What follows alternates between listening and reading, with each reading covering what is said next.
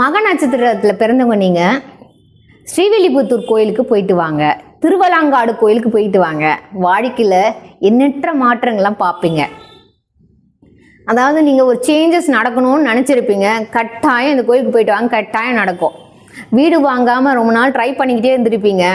ஏதோ ஒரு சின்ன பேங்க்கில் லோன் கிடைக்காம இருந்திருக்கலாம், இல்லை பணம் அந்த அளவுக்கு சேர்க்க முடியாமல் இருந்திருக்கலாம்.